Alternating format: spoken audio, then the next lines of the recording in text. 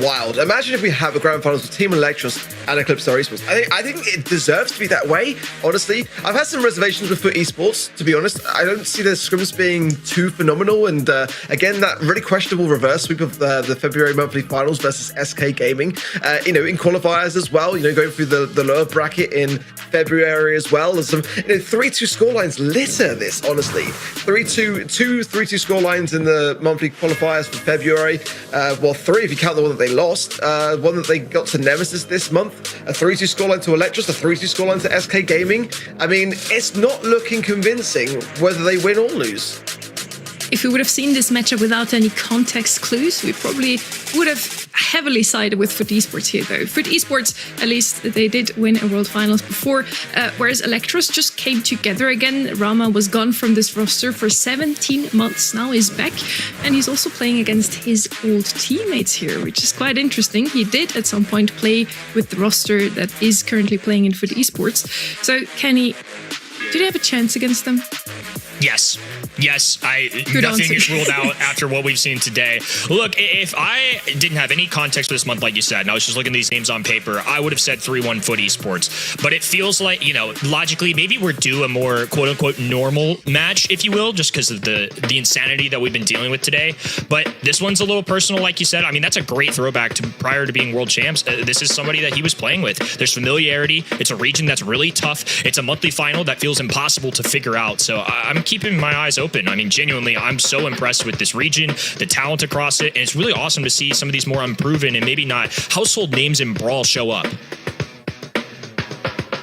Yeah, I really do feel like Team Electros, from what I've seen so far today, could well take this. I mean, certainly they've got the wind in their sails. I mean, to take SK Gaming to a match point and then prevail and just get that draft right in that final set, I'm thoroughly convinced. But again, it's all for the taking, isn't it?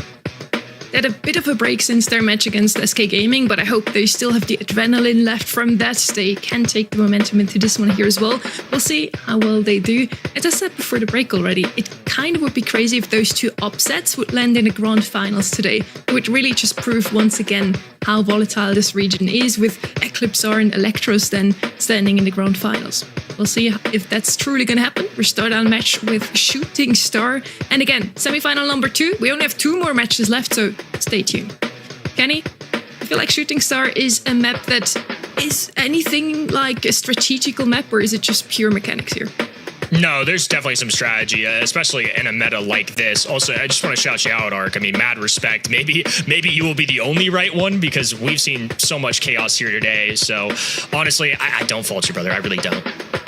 Trout was considering changing. I forced him not to. I'll be honest, because I said on Twitter to Rama, "Hey man, all the talent are against you. I'm the only person that's voting for you." So we had to carry the storyline in. I mean, I just was so impressed with what I've seen. But hey, I mean, it can go either way. It really can. For esports, I've just got a lot of questions on those 3-2 score lines. 2 double match points this year so far. Reverse sweep against them, and I think from memory it's like 3-2 victories, but as well the losses. It's just not looking great against not really S-tier teams, in my opinion, either.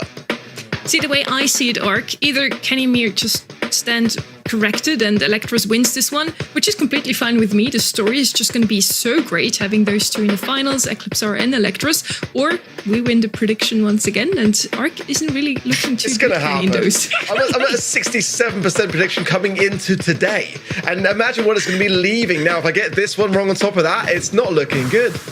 Wait, I think I'm on 86% so far. To be fair, I only had yesterday, so, might be unfair, but who knows.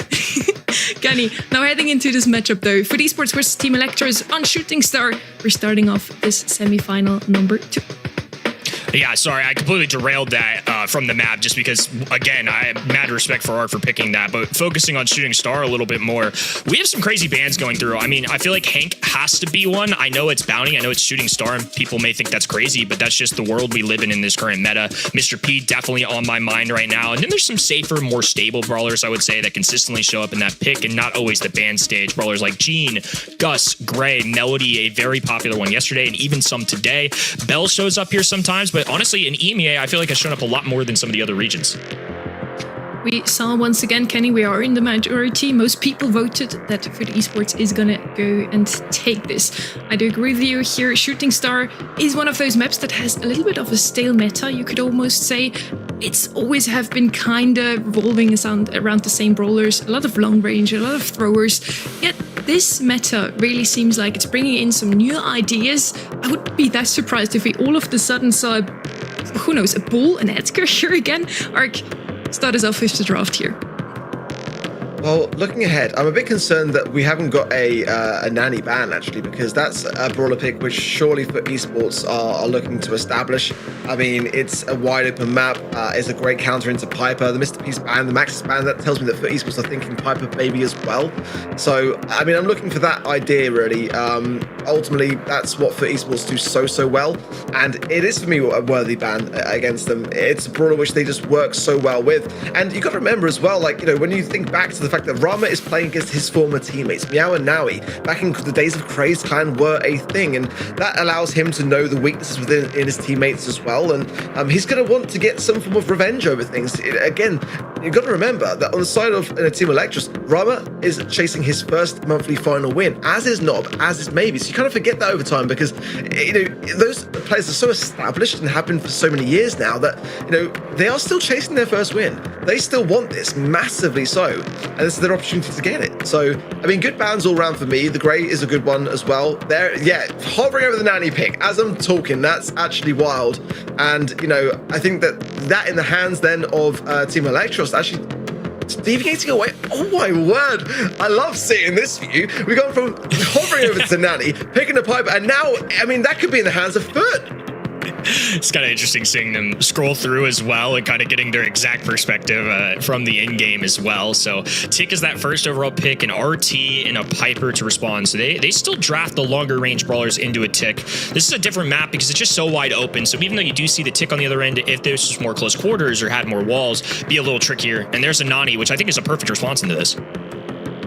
Yeah, I don't know why they didn't pick it. They were thinking it clearly, and then they changed their mind to Piper. And I mean, if you're going to pick a Piper, you've got to expect the Nanny. So in that regard, I hope that Team Electros know what they're doing and have just got the absolute faith in that brawler to work around the situation. And I mean, the Max span by themselves, so they can't tank any of the peeps with the phase shift gadget of the Max. So there's some concerns that I have regarding there. Pearl now as well. I mean, it's definitely, you know, a very tough comp that Team Electros are looking at. The Pearl, the Nanny, and the Tick. Tick for control, and of course the Nanny to cycle the peeps coming in, and the Pearl just to, you know, cook up the oven and then force its way forward. So I'm really liking what I'm seeing on the side of Foot, and the final brawler to round things off for Team Electros is going to be the Carl. So Carl, Piper, RT up against the Pearl, the Nanny, and the Tick of Foot Esports. Yep. So to reiterate for the folks at home, it's going to be Team Electros. They've got the long-range draft, so they picked RT, Piper, and then a Carl to round things out. And then we've got Pearl. Tick was the first overall pick for Foot Esports, and then a Nani, which, again, I really like this choice. I think the Carl could be a great way to address that Tick, though. Flying hook there into the mid. So from our perspective, it's going to be Team Electros coming in here with an interesting draft. Wow, I mean, really bold things. I kind of really hope that Team Electros don't regret that decision to opt away from the Piper, or opt away from the Nanny rather, and go and pick the Piper. But again, you know, this is going to be such an interesting one to see play out. I think that all sides have got brawlers which they're really accomplished with. So it's going to be quite interesting to see who takes this. It's going to be Rama dueling against the long-range Nani, return to Cinder Pop, and with that gadget change, they're going to have so many uses of that, which I think makes the Nani versus Piper matchup even a little bit better for their end. It's a Carl with the blue star right now, so TE for now going to be holding this lead. Well, playing it back with the blue star is not the worst of ideas. But over time, the Tick is going to be able to establish those heads. The Nanny is going to be able to establish a peep, which is coming in as we speak and circling around. No jump available for Nob, 336 HP, but no follow-up is going to be there, allowing him to heal. He's got the damage gear as well if he needs to go for it. Nice tap, but the return to sender is popped there on the top right-hand side, and that is going to be something that Ramos will be cautious of. Nice Pearl connection, and he should burn down for that. He does. 2-1. Lead flipping over to Foot Esports in the red, and Piper in the mid to fight this. Rama respawning left-hand side, and it's Carl getting really aggressive. He's still the one gatekeeping this blue star. That's something that's so important with the strategy of this game mode. If you have the blue star, you always have a chance at it, especially when the lead's this close. Maybe it's in a really precarious position. Top right does manage to get some goods for it. Actually, 5 stars to then... Oh, now 9 stars to 7. Trades back and forth, left, right, and center. All this way you look at it now. Oh my word. We're in the perspective now of Foot Esports to clarify that as well, who are behind now by 4 stars. Appreciate y'all working with us, folks. It is going to be Foot back in blue. 15 seconds in the clock. 4-star lead for Team Electros. The underdogs trying to keep a strong lead here. Sharpshooter shots going down. Garo working the left-hand side. Rama, 4 stars on his noggin and needs to hold on to every one of them. Blue star still with Foot. He's going to burn down, but the trade goes through. Team Electros with the win. Very tense, but it is still just the start. And both sides have got a solid comp. Not going to lie, of course, we're going to see the kind of Carl establish the blue star quickly and early on. So expect them to be on the defense. But that's where, to be honest, the Team Electros comp could be undone. Ultimately, they're going to be on defense very early. So if Foot Esports put their foot on the gas and start to go a bit more aggressive in those early moments, then that can change hands quite quickly. But with a flying hook, that's what Carl can do. Very close stuff, trades back and forth, and that's what you want to see in a match for the semi-finals. I feel like this could be quite a banger on our hands. Here we are, Team Electros on our side of the screen. We're wallowing Rama right now, and it's going to be Pearl taking some serious heat on that top right-hand side. It's Carl once again with that blue star. That's what we should anticipate for most of this match, especially off the rip. He's going to flying hook in more than likely, and then just try and stay alive, hold on to that lead. It's a trade immediately, though. They end up grabbing this kill. That's a massive get for Foot. Yeah, that's going to swing things quite heavily, honestly, because now it's going to allow the Pearl to sit back on defense and not have to exacerbate those shots. And then when she does want to throw them forwards, they're going to carry so much more might with every cookie that is dispersed. Now the tick hand behind that wall. If Nob can get a wall break and then just alleviate their right-hand side, it will do wonders for Team Electros now. Nob's going to be cautious now, pinched into a real box there in the mid with those tick shots scattering around him. But again, there's no wall break for Nob. He can't expose the tick for Rama to do anything. So Rama's basically just left here a bit redundant, trying to evade the tick and trying to prevent it from getting head. And still 1-star differential. And now Foot Esports starting to push their way back forwards, getting some momentum. Nob, they're almost burning down as well. I can't help but chuckle a little bit, you know, seeing from their direct perspective how many times Rama just flashed that possible pin. He's always ready to antagonize his enemies, that's to say the least. With 20 on the clock, though, not a lot of kills going down, and Foot still holding on to this lead. Well, there's a hypercharge for Nob now as well. Some good connections as well. Maybe it's coming back with some goods. That was a beautiful takedown from him on the top left-hand side. 4 stars and the 2 to only Foot. A hypercharge tick head is coming in. Peep head rather. Connects, but no damage dealt. Good taps. Saving taps for sure from Nob there. And it gives the lead over to Electros, who take the set. Unreal. Wow. Maybe room for more upsets today. Really well played. I mean, this is Foot we're talking about. These guys are previous world champs. Their mechanics unquestionable, but a solid draft and then to follow through some solid execution. Once again, this may just be the month of upsets. I don't know, guys. It really looks like to shape up like one of the most upsetting streams we ever had here on the BSC. I mean, for the esports, they had everything what they needed to win that one. They had a great draft themselves. They had a good start into the round as well. And then at the end, again, Electros just rushes through here. They already ran through their knockout set against SK. Maybe it's just also a mode that they really shine in, Ark. Yeah, it's for me, it's still going to be neck and neck, I feel. I feel esports, of course, can absolutely bounce back from this. And I'm not going to lie, there has been moments in the past where we saw with EMEA esporting where, you know, they would get ahead of themselves. They would get a little bit cocky and they would get a little bit too overconfident, and then they would choke themselves out of things. So I've got to bear those things in mind. I mean, looking back, their best performance really was with A&R back in 2023, where they did face the Zeta Division as well in that grand finals, and Zeta Division took it to a 3-1 scoreline. So certainly that is going to be hovering over their minds as we speak, and got to put those demons to rest. Yeah, they're really going to look forward now and head into the next set with just the same confidence that they always seem to show. The team around for the esports, after all, they have a lot of experience on the great stage and also on this stream, so they should certainly find their groove once again. Maybe it's bridged too far now that they start to win. Maybe we are going to head into set 4 after this one because they can equalize the score overall. But maybe we're going to see another 2-0 by Electros, Kenny. Bridge too far up next, and as you can see there, obviously getting the safe part of it, but oftentimes that means long range. Oh, and that's the disrespect with the kit. I mean, even BSC's calling him out. That's so tough. That breaks my heart a little bit. Yeah, I wouldn't recommend picking kit here necessarily. Yeah, we have seen enough examples of that and working out. But a lot of long-range brawlers that have been working out in the past quite well. Yesterday, we have seen this map already as well, and it looked like long-range brawlers is the way to go. Just in general, get a lot of damage down onto that save as quickly as possible. We saw Miko coming. That was a surprise yesterday. Melody, of course, slipped through the bans here. Probably the best brawler you could have here, Ark. Certainly brings the aggression, and you can't leave it on the safe. It will shred through with the hypercharge as well. You know, those notes just, it's seconds before the game is done. And in this kind of map, you know, it's going to be very difficult to come back to defend once it is able to scoop past the brawler. So having a solid defense now very much going to be in the minds then of Team Electros. I mean, I'm liking the ban so far. Bell going to be coming in, and I've been underestimating Bell's as a first pick worthy brawler, I feel like, this season so far. I always liked it as a first pick last year, but this year now it's starting to make me feel a little bit better. Maybe it's the gadget rework as well, allowing more nest eggs to actually be present on the map. That does tend to cater towards a better defense on that side of things as well. So kind of liking it for that reason, really. Sort of down to a 17-second cooldown.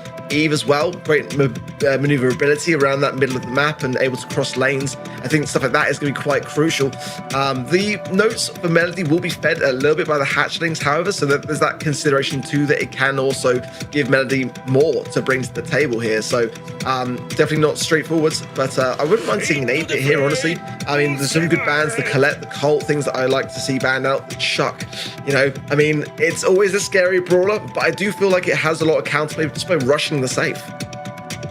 Chuck was who I had on my mind just because of how much of a priority ban it was on this map yesterday in East Asia, and I think this still holds true here today.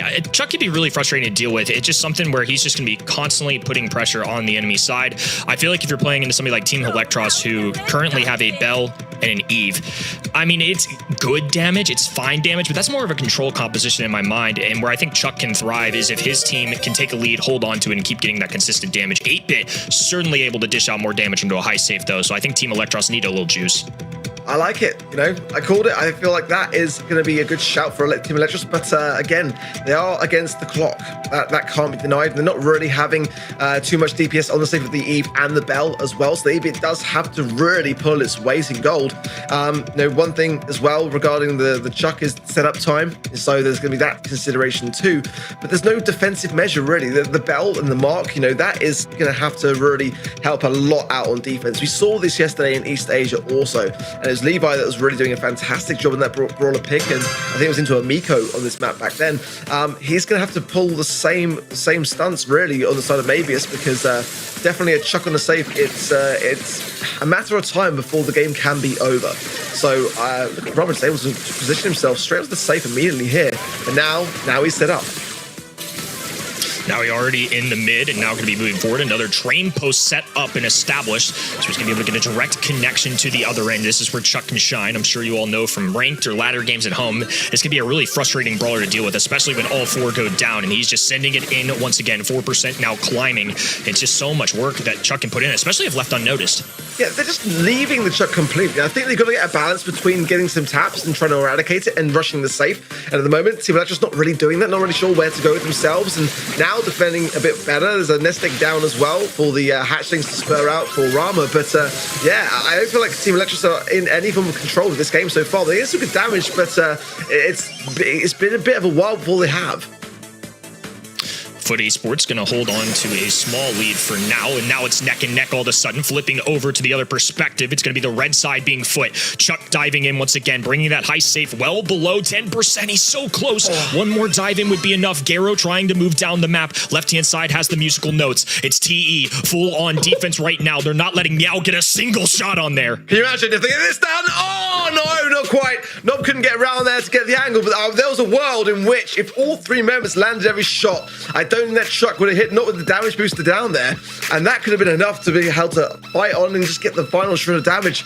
Really quite close when you look at it that way, but again, the early outset was very much in favor of Foot. The beginning of the game, Electros were completely flustered and overwhelmed with the Chuck getting set up so quick, and then they just weren't really communicating. You can see that in the gameplay. The communication was not there. Really difficult one to deal with because, like I mentioned before, this just feels like a very control-oriented comp. And Bell and Eve can certainly get those kills, but if you're not staying on top of your game the entire time, we saw there, Foot Esports can run away a little bit with it. And about 20% of a lead there was enough for them to hold on, get the Chuck rotating in. Now they have Melody on the other side. They're marking her up, and they still get that kill on Bell. This could be an issue. Meow letting loose as well, so Foot Esports should be able to handle this safe for a good bit of damage. It's only 10% in it, but on the defenses of it, I feel like Team Electros, if they were a bit cleaner in their approach, it wouldn't be nearly as close. But they're missing a lot of shots and whiffing along the way, and that's not healthy for them. Because again, now he's going in now, getting some good value. Doesn't quite reach the safe, however, still got the post set up for it. So maybe some errors or just hasn't got himself fully in position. But regardless, Electros can't really access the safe at the moment in time. Still that 10% differential. If Nob can get towards things and just get extra credits onto the safe, that would go such a long way here. But so far, defense is strong from Foot.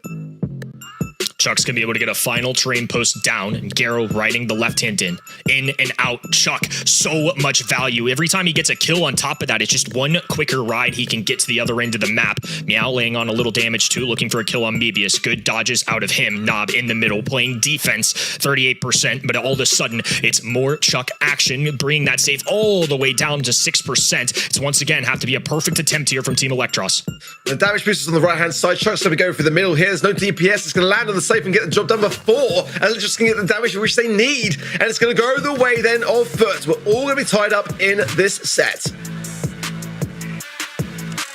Beautifully played. And for me, I think that did come down to draft. I feel like sometimes, again, it's so hard to juggle everything in this professional meta. But for me, seeing him yesterday and past just years of experience, Chuck is somebody that can be an issue into those control-oriented compositions. They went with 8-bit, I think, to try and attempt to get some high-stake damage, some good defense, but I just don't think it was enough at the end of the day. Chuck really thrives when you're ahead of the map and on the base race. I do agree with you, Kenny. I definitely feel like that came down to draft. Not only that the Chuck slipped through, but also that Melody, probably one of the best bowlers you can have on Bridge Too Far. She can rush up to save so quickly, supporting the Chuck's role in also just rushing up to save and doing a lot of damage. This set now definitely felt like Foot Esports found back to their old selves. The stats also speak for maybe a story arc.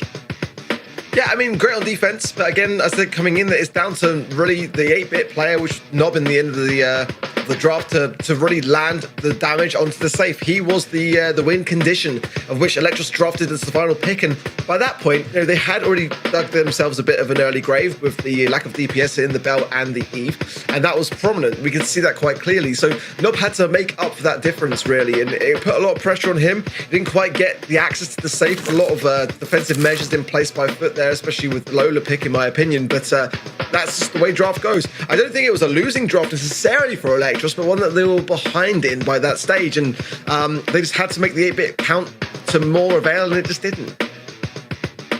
After that 2-3 turn, when you have Bell and Eve, it is just a perfect answer there to go with Chuck. You have a Melody under control, and then a Lola for extra DPS, a good amount of range, and then into some of these more projectile brawlers, something like an Eve, something like a Bell. Even though the shot does bounce off, if you have a Lola clone down, it's at least able to take a little bit of that damage, put in some extra work, and you kind of saw it there in the context of the stats too. Bell and Eve just couldn't dish out enough into that high safe. You have to play perfect defense, and that's a lot to ask out of any pro player. In the end, Foot Esports manages to equalize the score overall. We're now 1-1 in sets, and we're definitely seeing 4 sets of this matchup. We're heading into another map now that really heavily relies on draft. We just saw how important draft really is, and if here, for example, a Mr. P slides through arc, he's gonna demolish your opponents. Yeah, but also I feel like, Team Electros, for example, are that aggressor. Like, when they get a draft that's wrong, it's really wrong kind of thing. And when they get one that's really suited for them, it's a steamroll. They can really kind of get the balance in their drafting, and sometimes that can work in their favor. I don't think that we're going to see Mr. P. I think it's just going to be straight up banned. It's that kind of map and mode where, at this stage of the competition, in the semi-finals, that's going to really just undermine your entire approach here. But certainly Gray, I think, is a worthy first pick, in my opinion, and a good deterrent of the throwers. Certainly as well, like Gus, I think is a big player on this map, not the flashes, the brawlers, but one that is always a safe pair of hands and has the potential to combine the shield that, in the later stages of knockout is quite the thing to keep you alive. So definitely some options here. I feel like Gray was a really good call here, Ark. It's not bad. That 1,000 HP really goes a long way thanks to his hypercharge. But yes, Gray is banned out, and to Mr. P that I was talking about isn't, as well as Ollie being left open here. Yesterday picked up and he won on this map. So those two brawlers are now open to pick. Let's see if Foot Esports decides to go with one of them, Kenny. Both of our semifinals, Mr. P actually not banned here in East Asia. It was a very similar situation. Angelo, Brock, Hank were all banned on this map yesterday. Tick as a van is an interesting one. I just feel like Tick's annoying, but to me, doesn't necessarily seem like a ban-worthy brawler. But when you see this along the lines, you might be thinking more of a Sprout first pick. I mean, Juju's still on the board too. We've talked about it before, but I think it's so difficult to run Sprout unless you have it as a 6th pick and you have a good matchup, because now Team Electros can kind of draft into it. But honestly, I think this was their intention. They have Gray banned, they have Brock banned. I mean, those are probably the two most direct answers with either Wall Break or a Walking Cane or a Grand Piano to try and take him out. I am thoroughly unsure of this draft so far. Yeah, I mean, this is dangerous now. To be honest, I think I saw as well that Mr. P doesn't have the strongest of win rates in the region in terms of the scrims as well, slightly under 50%. So, that is a consideration that there is some strategy against the Mr. P approach. But I feel with the Sprout, it's going to have a tough time dealing with it. I'd kind of like to see it show its face at least here. But Ollie, I think, makes tons and tons of sense. Oh wow, that's a comment that I don't think I've seen so far yet, with a kit potentially here as well. Oh, that's actually going to be quite disgusting.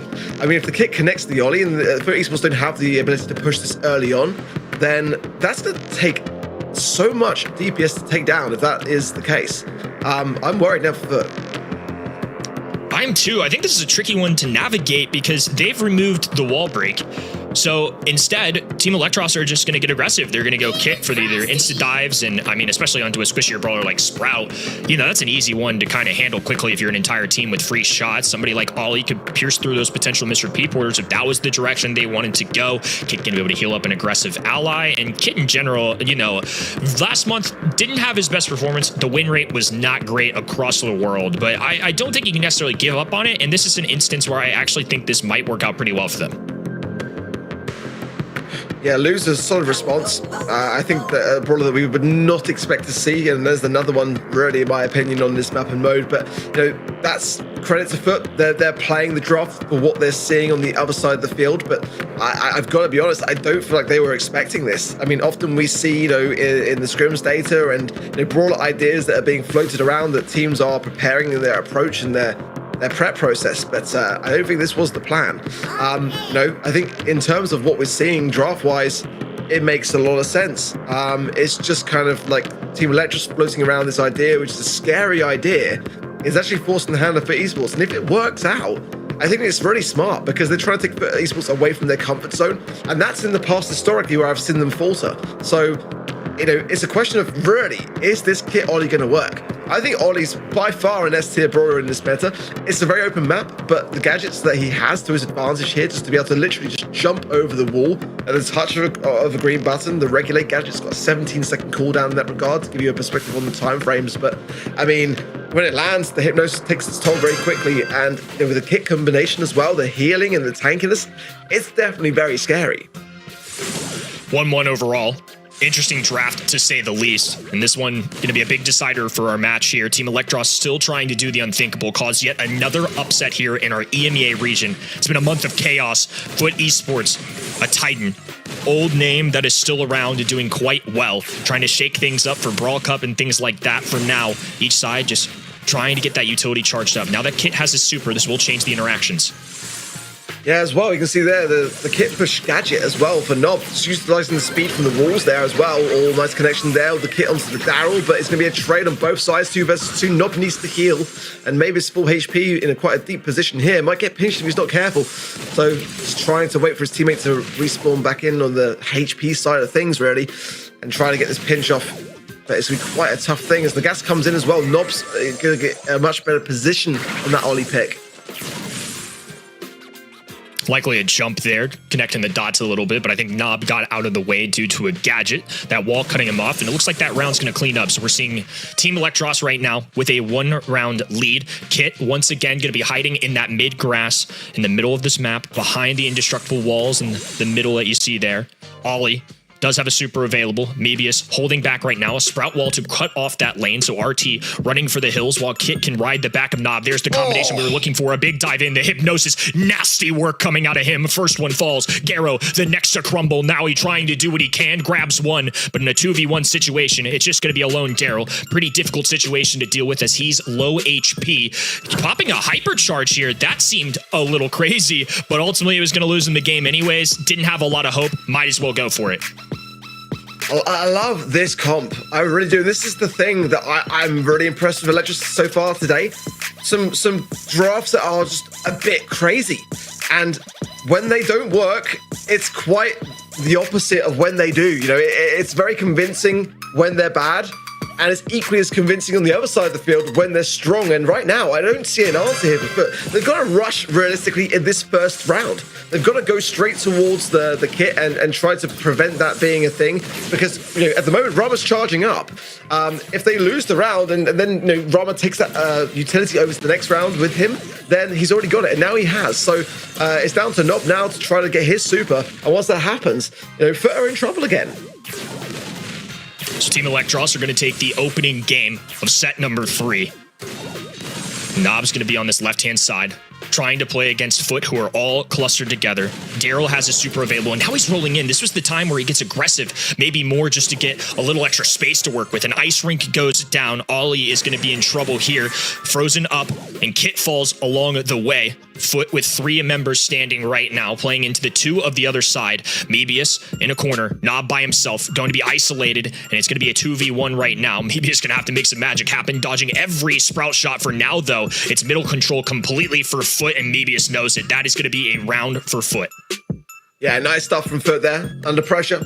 They've got a hypercharged wall available for the Sprout also now, so some good stuff. I'm liking the star power choice in this Ollie. We don't tend to see it too often in this kind of meta, but kick push giving 20% more additional movement speed as well allows them to duke those Sprout shots far more effectively, as well as everything else being thrown their way. Now he has got super. Rama utilizing the cardboard box now to come in and try and time this effectively. Not quite there, so a bit of a miss for me from Electros, because that would have been really, if Nob had been able to duke some shots, a great time for Rama to take everyone by surprise. Well, here we go. Similar to other rounds as well. It's going to be Rama holding back.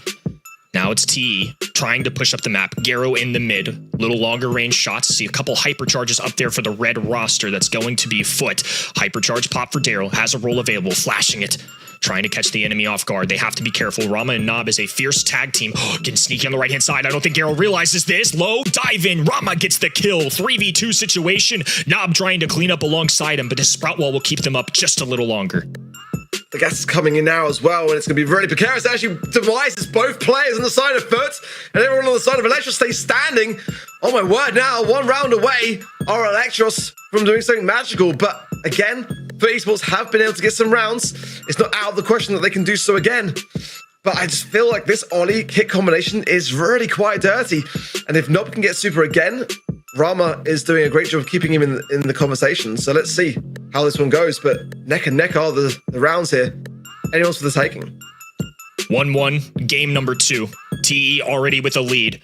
Roll available for Daryl, but they have to wait for the sprout wall to come down. And there it goes. This is where all the action's going to start unfolding here. It's Nawi on the top left with the hypercharge, or excuse me, a super, but hypercharge alongside it for Meow. Wall goes down, cuts up Nob entirely, and they're going to isolate him. Shots compiling. Rama has to dive in just to heal up a teammate here. Mebius right hand in trying to catch a flank, and Foot Esports could be in trouble in terms of positioning. Oh, the stun is there, and now he capitalized as well. Nob can't really find anything there. He's completely separated from Rama. A huge hypnosis, but how much can that realistically do when it's down to Rama to be able to pick it up? And for Esports will claim the game there, and I think it's just the game, one game aside, right? Yes, 1-1 overall. So it's going to be a tie ball game here in set number 3, each side with an opportunity to try and take a lead. Tough stuff, really, there for Foot Esports. They were able to prevail, and now it's a question of, can Team Electros keep up this strategy? It's proven to work, but as for Esports have been running into it and it's been causing them huge problems, they are picking a little bit of a hole in the strategy. And now the cardboard box to get Rama into position, but for Esports playing it very back deep in the spawn side, so giving that complete control to the mid to Team Electros, is that wise? Going to still remain here with the Team Electros POV, folks. So we're going to have the blue side being them. Any view is better than no view. So major shout out to our team working hard to get this up for y'all. It's going to be Lou, Daryl, Sprout on that other end, Foot on the other side, Wall to cut this off left-hand end. So the red roster trying to expand their territory just a little bit, because that's what's gotten out from under them a few times now. When they've been backed up into that spawn, they've had to rely on a desperate Daryl roll, and that's something they don't want to do. Big taps from Mabius onto Meow, but that wall is going to deflate a lot of the aggression. And Rama's got to choose to go now, and he does connect, and it might be a great time to do so as well, because everyone from Foot Eagles is clustered here. All the hypercharge is big there from Meow as well, but it's down to Mabius in a 2 versus 1. A tough position. He's got the legs, but can he realistically get past this wall? Huge shielding there for him. The time is ticking. Is going to be going in now. A second wall from Meow is great, but the gas will seal his demise. Oh my word, that was so close. Brilliant. Just holding on for dear life. Nobody can move a muscle. Came down to just that one little Sprout wall and an out heal. Unbelievable stuff coming in from TE. So ridiculously close this series is now, and one round away from a set for Team Electros. They definitely need one at this stage here, because if for Esports get this set, they might just seal it. You know, want to see hypercharge available from Naui there as well. So realistically, they want Gary to get his, to get the stun there as well. All want a super going in as well, just closing the gap. And Meow's boxed himself in here. He's not going to be able to evade these shots. It's down to his teammates to protect him. He's still locked in, and there's the shot that's going to seal it. Oh my word! What a drop off the ball from Foot Esports. A huge blunder from them, and they're going to pay a big price for it. That is the set going the way of Electros. Cost them an entire set. Golly. They're going to be thinking about that one tonight for sure. An out heal and a boxing yourself in. I mean, not too frequently you see one tile and it's just a singular Sprout who can't move a muscle. Oh, you got to feel for him. That is a tough look. It's still just so surprising to see all of those age-old names, all of those teams that we have already followed up on since 2 or more years, now fumbling in such very important moments. Yeah, I mean, a tough thing to see, but I mean, great timing on the side of Electros to have that kick connecting with the Ollie, to have the balls of yarn to really be able to reach it, because if they hadn't, it would have been impossible to get that takedown. But what a costly moment that really was for Esports. That's going to be something which they're going to look back on and just really grit their teeth on, because, you know, gaining that game to take it to where they did was crucial, and it was not looking likely, but they managed to pull it over at least to that stage, and then to go out like that in that set, definitely costly, very, very costly for them. And now 2 sets up for 2-1 are Electros in this series, and the draft was great. I mean, we've got to talk about that more, because the first time we've really seen the Ollie with the kit, and it's really, really good. Ollie's a fantastic brawler. I think kind of the man right now, especially in a professional scene. And then when pairing that with a kit, especially in the eyes of a Sprout too, and I think that's part of it. It felt like they really wanted to go that Sprout to me, especially considering the bans. Like I said, immediately when you don't have that first overall pick, sometimes you can kind of shape the draft the way you want it to be. There's some bans that you expect in the current meta, and Brock and Gray aren't 2 of them. So I really do think that Sprout first overall pick was very intentional, and I think that was a fantastic answer into Team Electros. It was a very surprising pick, this Sprout, right from the beginning. And then the kit to me as well. So far, it didn't really work out today. Seems like he's just not the best option, especially such early into the draft. But they somehow make it work. regardless of whether Foot Esports might have fumbled there a tiny little bit at the end. We're now again in an Electros lead here. They have the potential to close it out and move into the finals already in the next set, Arc. Yeah, come on, Electros. Come on, give me my predictions. I'm behind. I need this dub, Rama. I believe in you. I never doubted you for a second. But, you know, again, the downside of Electros is their drafts. It seems strange to say it because their drafts are really like Marmite. They are one side or the other. You either love them or you don't. And when you don't love them, they tend to be the reason that they're pretty bad. When they're strong, they're really strong. So it's really putting a great amount of weight attached to this. I feel like this can go either way. It could easily go to a fifth final set. If they get 2 consecutive bad drafts, then Foot Esports take it regardless. So that is how I see this series so far. Yeah, sometimes you just have to come up with something surprising to win against your opponents. That kit pick was a bit surprising to me at least, and it worked out. Let's see what they will show us in the next map. Dueling Beetles, certainly a map that is a little less draft dependent, if I might say so. You can literally play anything here and somehow make it work. A healer is always quite helpful. We saw some Poco banned out mostly, but sometimes he's also slipping through. Barry's a great idea here, and overall just something to stay alive as long as possible, stand in that zone. That's really all you gotta do, Kenny. Support brawlers are a great look on this map. I think Poco, last month it was really Barry that stood out to me here. So this is an interesting map. And I liked your point of this is a map with a lot of different strategies. This is not a one size fits all. And again, I feel like we've said it a lot, but this is kind of a pick your poison meta. You really do. The bans determine a lot. And there's so many different winning strategies right now. So much fresh, just kind of options coming in with these gadget changes, 6 new hypercharges. I mean, it's just so much to keep your eyes on. We've seen so many different strategies in EMEA last month at least. Brawlers like Frank and Draco came in here. Obviously, Hank is an option, but frequently banned, so not necessarily anticipating him showing up. The Barry, the Poco, Byron, a very popular one in East Asia, and honestly, this month's Europe as well. It's somebody that I like. I just haven't expected to see as much as we have. I mentioned Mr. P already for the last set. I have to give him a shout out here again. Yesterday worked out brilliantly together with the Ollie and the Stu. Rosetta, they just rushed through the set, and I wouldn't be surprised to see any of those 3 brawlers appearing in this draft again, Ark. Yeah, for me as well, it's a tough map to lose control over. I wouldn't mind seeing a kind of Griff B combo for me. It's very tough when you are stuck with the walls. So Mr. B ban, Lou ban, Poco as well. Chuck ban, interesting. Wouldn't have really kind of felt that one was for me. And the Mortis ban as well is definitely saying something along the lines of Team Electros have, you know, a bit of a countermeasure towards something that Esports displayed maybe through their scrims or something along those lines. But definitely Mortis for me, when it's banned, says throw a heavy. So to ban it is, well, I think we might be seeing some different bans going through as well. That would make some sense too. So Hank, Tick, and the Gene, and to the Grey, to the Brock, and the Angelo. Yeah, I was thinking the same thing there because the Angelo doesn't make much sense. So. Yeah, I think that may have been previous map. I could be wrong. That was just off the top of my head. We'll kind of see how that works itself out. But the Chuck was certainly an interesting one.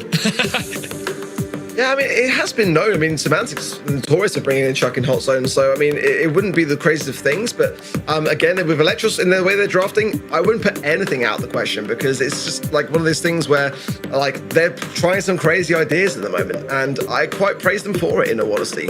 I think for me, again, you know, it's a question of the throwers in this map can be quite deadly and quite crucial. I think Penny can have a good place as well. But really kind of looking for that kind of Griff B approach for me.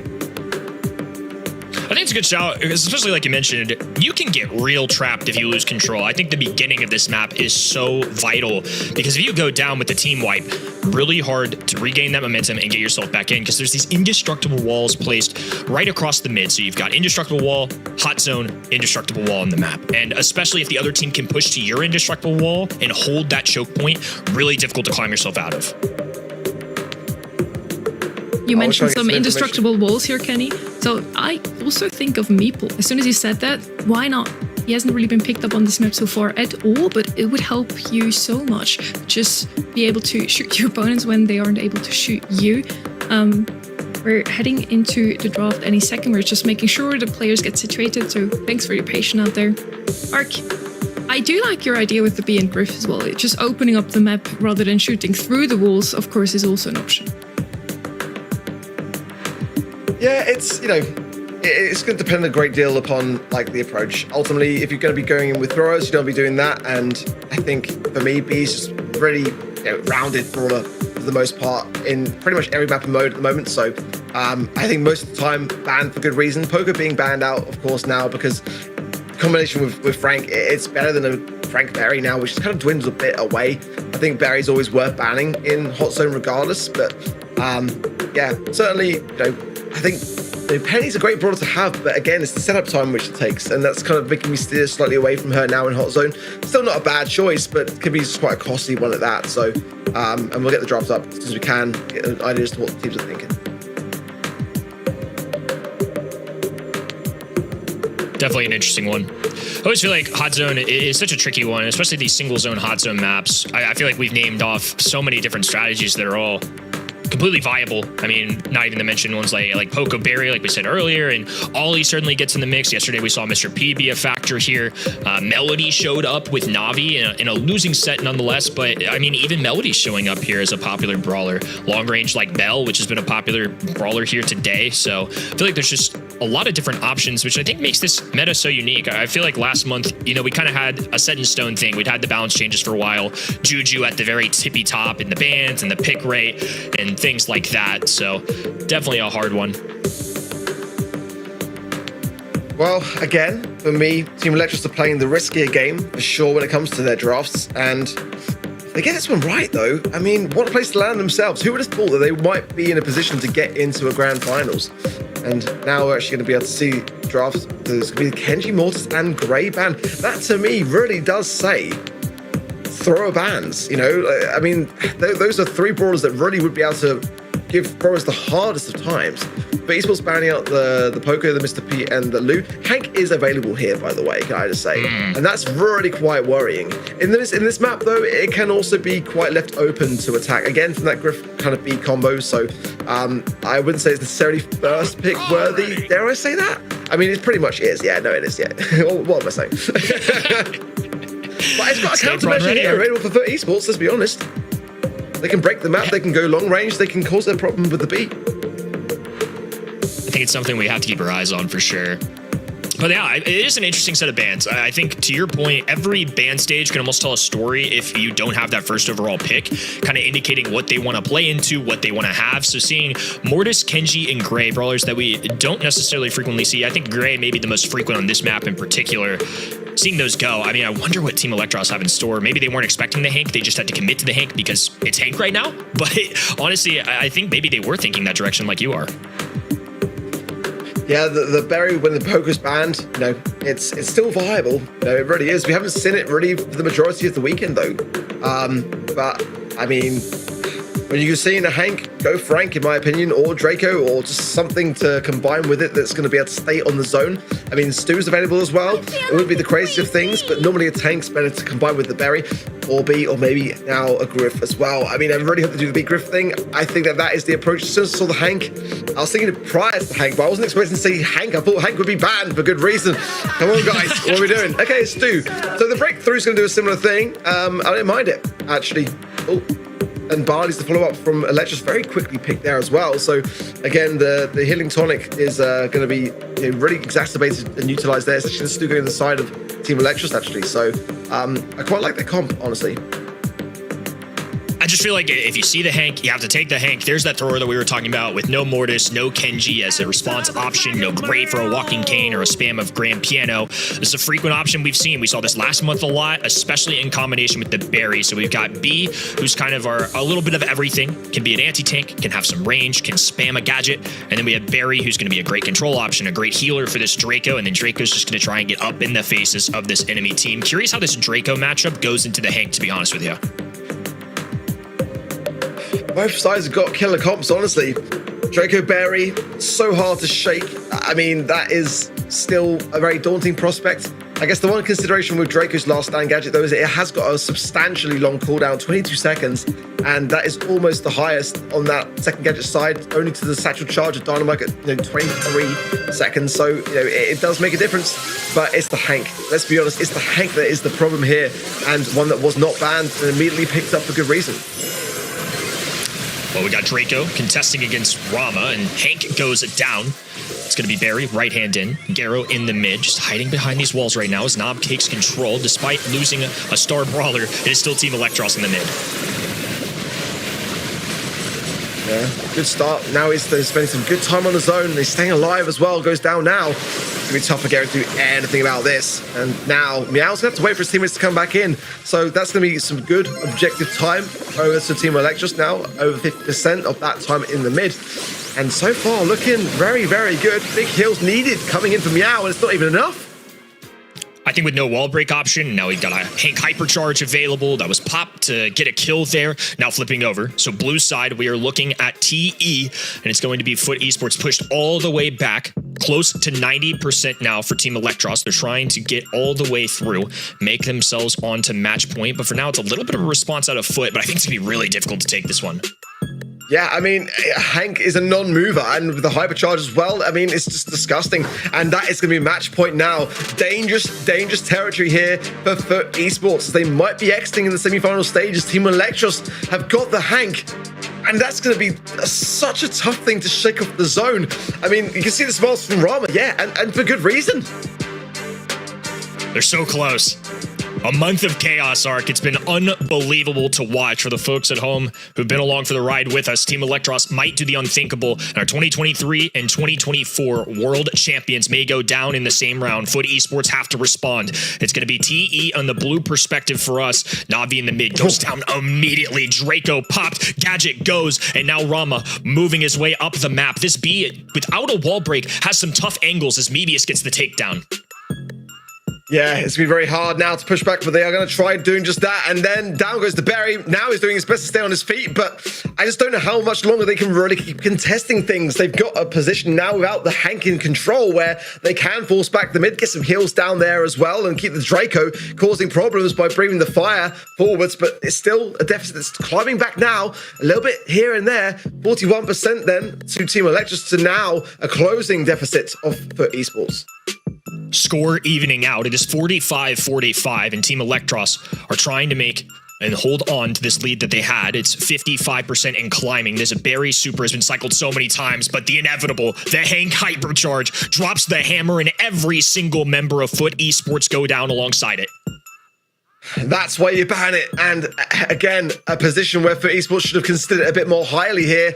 Oh my goodness me. Big heals coming in, big heals needed. But look at this. Now he's surviving on 1 HP. Garo's box in the right-hand side. And this looks like it could be the moment that Team Electros could actually do this. Rama spawning back in. The speedster's going to help him get back into the mix even faster. And Foot Esports holding on for dear life. Too little, too late. They let Hank go, and Team Electros took advantage. 2 world champions have now fallen, and somebody new will take the crown here in EMEA. Who wrote the script for February? That's what I need to know for March. Bro, this is ridiculous. Actually ridiculous. Whoever wrote this script, I mean, you're giving us a gift, but many of our predictions are in the mud today. We can feel you guys at home big time on that side, because, yeah, who could have seen this coming? At least, Ark, you can be happy with yourself. You predicted that they would make it into the grand finals. Congratulations to Team Electros. They are going to be joining Eclipsar in the finals. 2 teams that nobody really has seen coming. Nobody really has seen in the finals previous to this day today.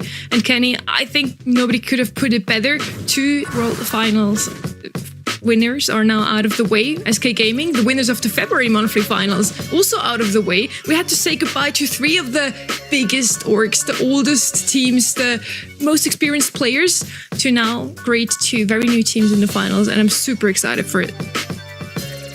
I mean, honestly, just a learning lesson for all of us here.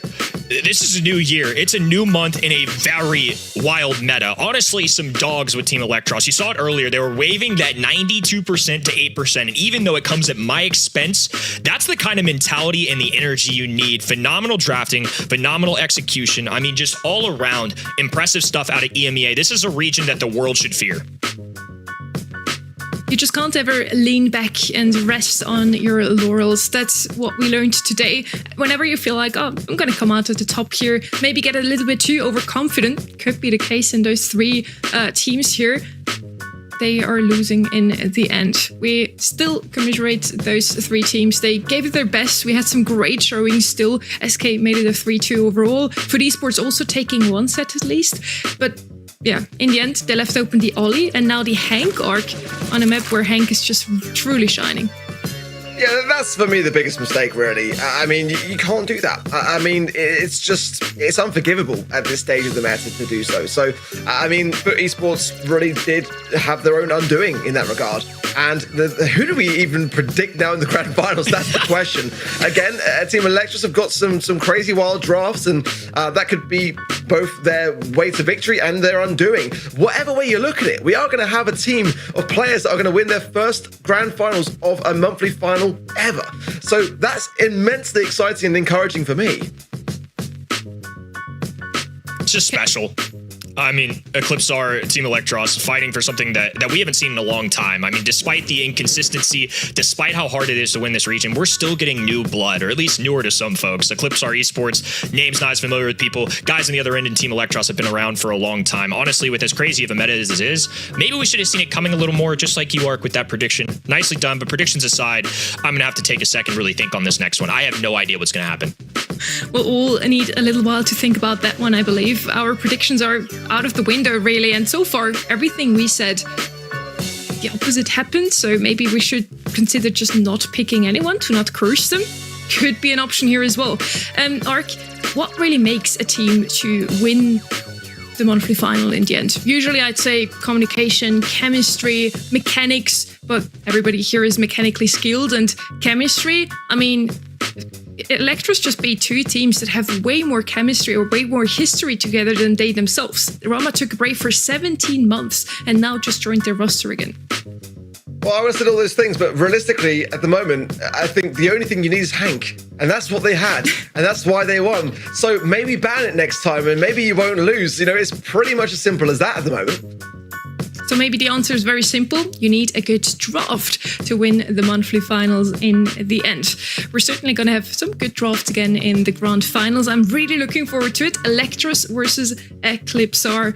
It is going to be in the end. And Kenny, even though we need a breather, I still want to hear your opinion here. Both made a glory run here through the whole thing. Both didn't really expect to be in the finals themselves. Do you think they even prepped the maps? Are they ready for the finals? I mean, that's a good point. I don't know how much time they were spending, but I will say, I feel like this is a conversation point that we have a lot with these teams, and I know they spend a lot of time in those earlier maps if they're not expecting. This, I feel like, is not a surprise to these guys. They train for months for this moment. I mean, team players like Team Electros have been waiting for this for a long time. It's crazy to me that ECP are even in this. I heard rumors that one of their players was on a school trip. They couldn't even scrim as much. The fact that they're taking down Titans, unbelievable. I think they're going to do their best in this. This is a crazy meta. They're going to come out with some wild things like we've seen all day. Expect the unexpected, and this is why we watch. That's what we learned today. Expect the unexpected. We're going to take a quick break to think about who we want to vote for in the finals. Stay tuned.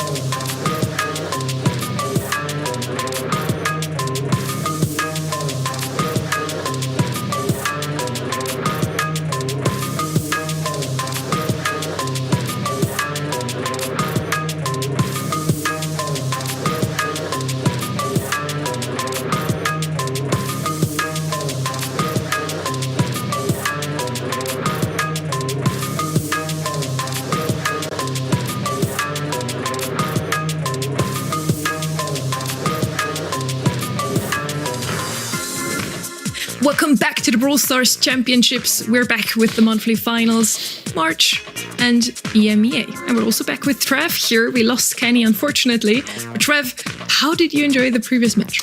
I mean, it was a great game. I do think Electros deserved to win it, and there's just so many upsets today. It's completely ruining my predictions over and over and over again. I think I've maybe got 3 right today, which is absolutely pitiful. But honestly, I don't think anybody's going to have perfect predictions today. I think we had some huge takeaways from today. EMEA is a very unpredictable region. Expect the unexpected, and just never believe what the casters are saying. Caster curse is real. Now, Ark, heading into our grand finals, Eclipse our esports versus Team Electros. What a run it has been. Yeah, I mean, for context, last month, I mean, they were swept by Humble in the quarterfinal stages of February. Not a single game was won by Electros by Eclipse Esports rather in that match. I mean, what a turnaround today to do the very same thing back to Humble, basically. And I mean, to find themselves in the grand final. I mean, who could have written this script? It's honestly just unbelievable. I mean, they qualified through like the lower bracket stages, to a double match point scenario versus SK Gaming. They're a grueling qualifier, let's be honest. SK Gaming, Reply Totem, Reverso Gaming.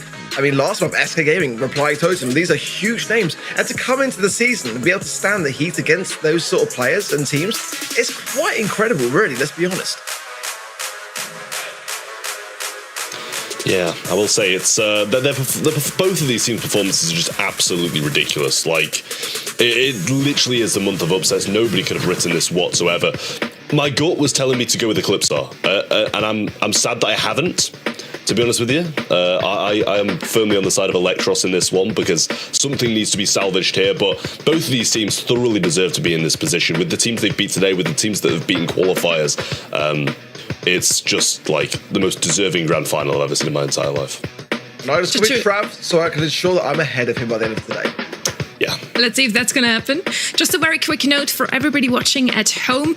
Very important for you to know that if your predictions are not playing anymore, you can redo your prediction before each match. So definitely make sure to do that now, because I'm pretty sure nobody saw that coming. Eclipse versus Electros in the finals, and you see the casters are pretty in unison once again. I decided to be the one this time to march to a different tune here, because Ark, you kind of were lucky the last time around. I tried to give it a shot myself. Excuse me, I think luck had nothing to do with it. I think skill had everything to do with it, and faith, most importantly, in Rama. But I admire you, Sonny, because ultimately, if you get this right, then we end the day on a high, and Trav and Kenny on a low. If it's Electros, then I win overall. I can't really lose much in this scenario. I've never been here before. You can lose along with me, Ark. We'll just go down together. Overall the weekend will be equal. So that's what I really care about. The overall weekend. Obviously 53% though to Eclipsar, 47 to Electros. Honestly, it's around about where I would expect the audience to be going after Eclipsar's performances today, who they've beaten and how convincingly they beat Humble. I'm not surprised that they are going to be up in the public vote. We're heading into the very first draft of our grand finals. We're on the map. Last stop is Gem Grab, and we need a mid. We need 2 lanes that can rush their opponents and give the mid some space to collect gems, and we already have the bans in here. Stu banned out here from the side of Team Electros, as well as Hank and Janet. All 3 of them, I think, are great brawlers here to have. Gus left open, one of the best mids that you can still have on this one, as well as 8-bit. Let's see if they're going to be picked up. First pick, though, by Eclipsar is one of those aggressive brawlers that I've been talking about. Ollie has been left open, so that's surely a good pick for Eclipsar, and maybe to make my prediction happen. Yeah, I mean, it's really, really solid. There's no other way to put it. At least Hank was banned this time, but then again, it's the Team Electros that value it and valued it in the previous series more so. So certainly the lane sides, I think the Janet bans on both sides are necessary, but Lola's still much that kind of equal to her when that is the case. So I feel like that could be a brawler which will show its face, Mr. P. Yeah, I mean, I'm just literally waiting for that given moment where a brawler that should be banned is not banned, and then just not hesitating to pick it up. So again, the setup time is going to be needed for Mr. P, so it's not going to be just unstoppable into that moment in time. But when that hypercharge is there, I mean, it's not going anywhere. Yeah, the Mr. P it's extremely valid, and the same with the Max. Another great pick on last stop too. Two very good picks coming out of Electros, but it's not to say that the Eclipsars wasn't. Ollie's got to be picked up first if it's left open. We've seen how strong it is today, and I'm sure we'll continue to see how strong it is through this one as well, because it's just a massive, massive force to be reckoned with, and something that Electros are going to have to be extremely scared of. Just dragging, someone with a large amount of gems back towards the spawn with that Hypnosis is definitely going to be a big help if they get that opportunity. Melody along with it as well. This is some draft. Yeah, very aggressive ideas. Is Melody in mid? I'm assuming he must be, because in terms of the map, you don't really want your notes to be shining through the grass. You want to be hidden, so I guess dashing in and dashing out might be the way here, and maybe not with the Poco to help with the heals. I mean, again, we're in unknown territory here, Trav, in the biggest sense of the word.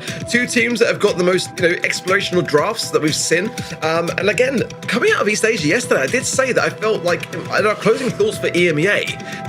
Now I think about it, my closing thoughts were that I thought the teams were going to be in the grand finals that were the quickest to be able to adapt to what is the biggest meta shift and gadget changes that we've seen. And that makes the most sense. For Eclipsar Esports and Team Electros, that's what they are like. These drafts are wild, the meta is wild, and they're being outlandish with a Mortis final pick. I mean, I don't really see it particularly working into a massive amount. Probably going to target the Poco, and it's going to have to cycle. But, I mean, in the hands of Team Electros, I actually kind of like it, because there's such an aggressive team with the Max, the Mortis. I mean, it's quite scary, but is it going to work? I mean, we saw the Mortis being played into Eclipsar earlier when it was, I believe, Angel Boy playing it, and it really did not work whatsoever. Every time it went in, it got shut down instantly. So I imagine, as you say, he's probably going to be focusing in on that Poco, trying to just chain off them, get the gems in, one quick swoop and get out. But for the rest of the game, if he's on Sabim and this Ollie, I'm not sure how I like his chances. Well, again, maybe it's on it, and Mavis is probably the best player on that side of the field to play a Mortis. So I've got faith in it, but let's see how he does. So far, Nob having to heal up and coming back there. Sabim does get the upper hand there. The tough thing to have to retake now is Marco going super aggressive straight to the eye of the storm and actually surviving on. Gems dropped, but should be okay in the spawn side, but it's the time that's lost in the mid that's my concern.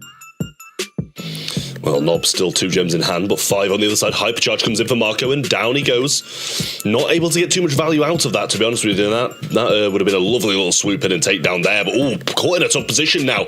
Really good stuff there. Ollie going back in for those gems instead of just getting out and playing with his life, but a Hypercharge used and actually throws it down in a bit of a compromised position, but it shouldn't matter because Nob already has the 10 gems, and what a turnaround this was from Electros.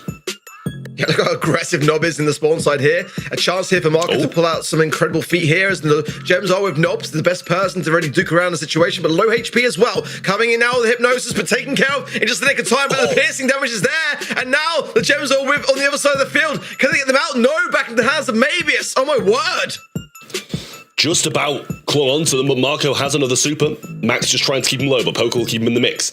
Nebius in the back right-hand side, Sabim, I think he probably knows it, just trying to make sure he's not in that bush there. Marco goes left anyway, but not going to be able to make it in time. 950! Just about survives after getting clipped by a few of those notes by the Melody. And Electros going to win game 1, but honestly, I don't know if it was that convincing. It wasn't massively, their side. The gems were actually for the majority of the game on the opposing side. Yeah, they fed into Rumble way too much in that right-hand side lane, didn't they? On the side of Eclipsar Esports, they just really gave them the hype charge immediately, and that just was where the tides were changed. You can see the gems just dropped and scattered, and then they were quickly back over with Team Electros. But you're right. I mean, for the most part, the control was on the side of Eclipsar Esports. So back now into the perspective of Eclipsar, and I guess to learn from that mistake, quite a costly one. They had good control, good gems in their side for the majority of the game, but again, maybe it's in this Mortis. It is quite a scary prospect. Yeah, Marco making the moves again. Maybe it's not being clipped by that. Seemed like he was getting hit by it, but actually chose to go in instead of just coming back out. And Biso just going to heal up his teammates, try keep them in this aggressive position. Rama just going to come forward, try to get a bit of this supercharge, because those porters are a big, big part in winning this game. Mebius has the super in hand, going to go towards Biso, throws the super down, doesn't really connect with Marco. Not the best of cycles from him, and now the hypercharge will bounce into the offensive lines and steal some gems along the way, take out the Mr. P, and still have a super to get out. just about. I think that they could have got the gems there if they wanted to close the gap there with the speed. But Nob wants to save for his teammates, so I don't blame him for it, but there's not going to be much time now with the gems at 9, or maybe it's taken care of as well. Hypercharges all round, and Sabim going in big time with the Hypnosis, going to connect with Rama, and now Nob has got nothing ready to show for himself except low HP. At the moment, it's just diving ideas being made by Team Electros. The Hypercharge from Mavis might be able to bring something back here. Just a little bit of time to spend in the mid, but I don't know whether this final gem is going to be in the hands of Electros or not. Yeah, a hypercharge available from Nob, and Mebius does have a gem in hand. Obviously, it's not going to matter now that Mr. P Porter's come down, but that might be a bit of a defensive placement with only 12 seconds left. Sabim just trying to keep people low. Mebius looming, waiting for his opportunity to go in. Hypercharge being used by Melody now, and Mebius will take this opportunity to try go in. Mebius so low, but they can't get in. The super's there from Mebius, so gets the takedown, gets the reset, and Sabim will fall as well. Hypercharge from Mebius? Actually, not anymore. Super's still available, though, and he's ready to go in again.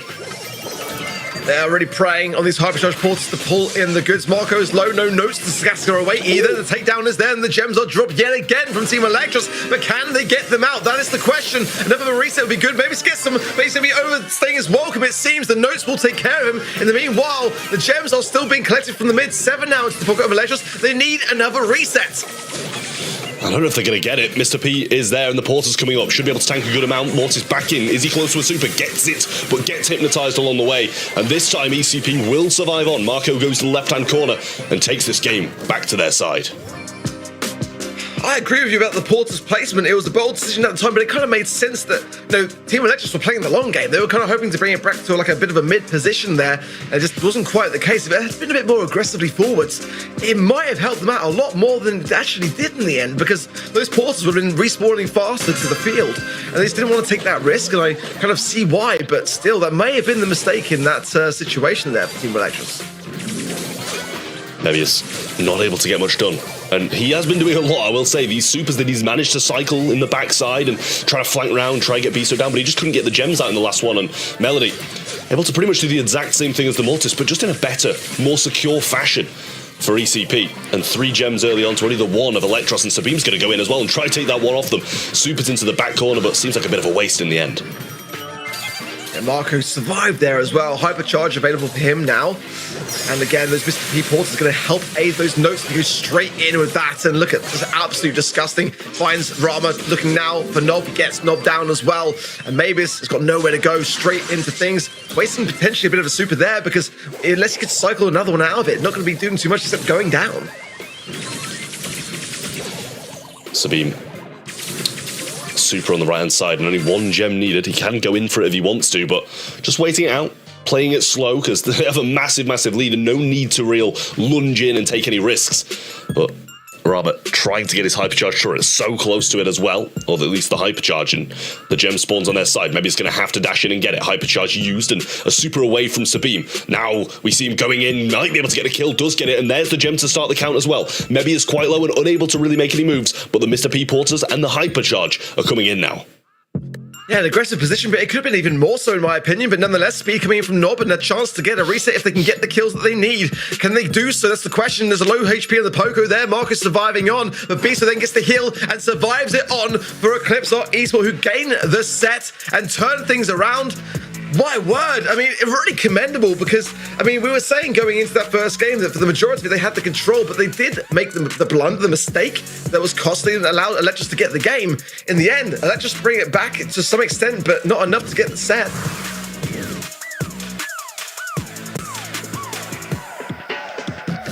I really like to see that draft, I'm not gonna lie. Also to see them playing this one out. It's really proving to be a match worthy of a grand final. The Max Mortis comp really suited Electro's aggressive playstyle. At the same time, we had Marco going aggressively again and again, unpunishable almost, thanks to the poker heals from the back. So yeah, a really exciting match here, Trev. I mean, to be honest, it was one of the scrappiest games of Brawl Stars I've seen in a while, but it was very, very entertaining. It was just Marco and Sabim going in constantly, and Mebius going in constantly, and in this matchup, the Melody's just doing anything that the Max and Mortis can and more just by herself. He's at 19. Absolutely ridiculous performance from him. So good, and it's just a very, very good draft from ECP. And I'm not saying Electros isn't, but the Mortis was a little bit wild at the end, I think. I'm not saying it didn't play well either, because he did have some extremely good moments. But I do think that Eclipse just had a much better draft. Yeah, I feel like I still feel like Roma could have placed some more aggressive placements in that Porters. I think that they were just kind of trying to, like I said, play the long game in that regard. But I mean, there was definitely some great moments of potential resets and some moments where I thought like maybe Electros could run away with things, but in the end, it just wasn't quite enough. So going into pinhole punt next and a chance to reset. But again, I think this is a strong mode for Team Electros. It could then be quite a battle. But like I said, I mean, these two teams are pretty closely matched, it seems. It does seem to be that way. Again, it's proving to be a match worthy of a final. I like to see that with two teams that we haven't really seen coming into the finals, and yet still we're seeing Brawl Stars at its finest. As you mentioned, Ark, this is going to be a mode that suits Electros quite well. They usually do quite well on Brawl Ball overall, Pinhole Punt, a map that they haven't played so far today, I believe, but still, they should know what they're doing.